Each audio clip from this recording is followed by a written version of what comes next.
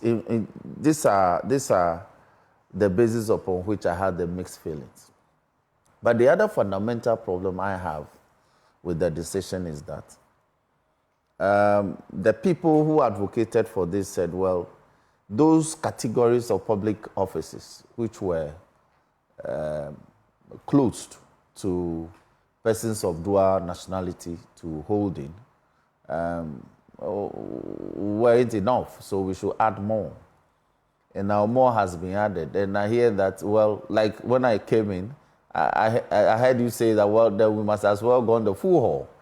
And no, I was saying that some people had said that. Yes, exactly my point. Then because you see, when the amendment was effected in '96 to introduce dual nationality, dual citizenship, these were the issues. That is why the Minister of Interior is given the authority to indicate, as it were, certain category of public offices that his opinion had to be limited to persons holding dual nationality.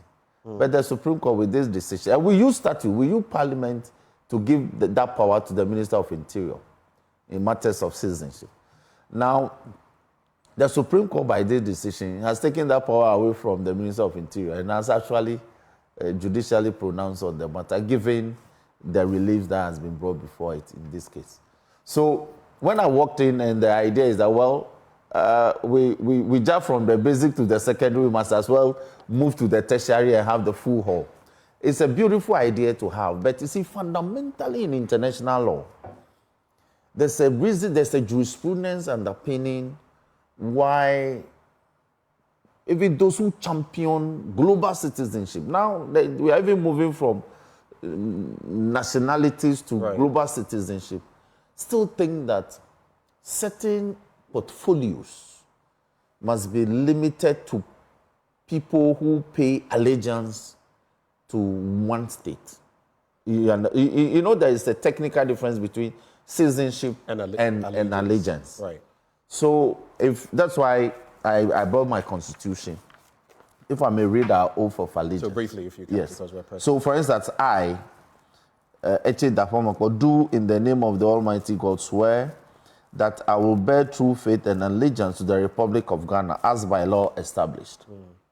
That I will uphold the sovereignty and integrity of Ghana, and that I will preserve, protect, and defend the Constitution of the Republic of Ghana. So help me God. And I've advanced these arguments that I am not against the move to allow Ghanaians who hold dual citizenship to hold certain portfolios.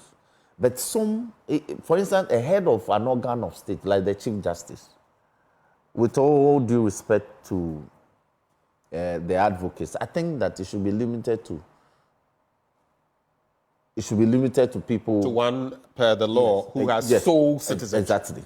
Exactly. Okay. In my Chief Justice. How about Speaker of Parliament? So by extension, MPs, because then the Speaker is picked from the fold, right? Yes. So, no. In this decision, Parliament. I don't think the Speaker is affected. But once we've added the Chief Justice, the Speaker is not affected. I'm saying for those who are calling for it. You said Chief Justice. I am making a logical argument. I'm saying once we have added the Chief Justice, that it could be a portfolio that could be occupied by somebody with dual citizenship, then of course, being the head of that organ of state, it extends to logically to other heads. Exactly. And I see the wisdom in that, because you see, we have had Ghanaians who had been Chief Justice in some other republics. True.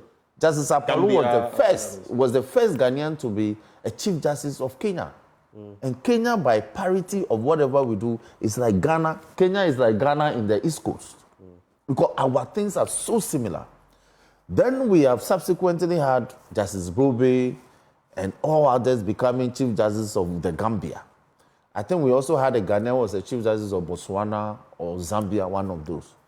So, you see, to become a Chief Justice of a nation, which means you are head of the judicial organ of that state, you must have taken the oath of allegiance to swear. Right. Or sworn the oath of allegiance to bear true faith and allegiance to Kenya at the time that in other words, do you, for the sake of time, do you support the argument that my allegiance doesn't necessarily tie down to my citizenship. No, they are two technically different things. Right.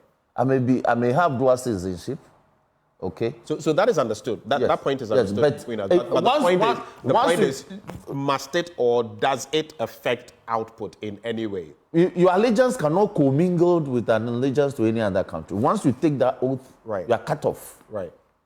That's why we are making that distinction that citizenship is materially different from.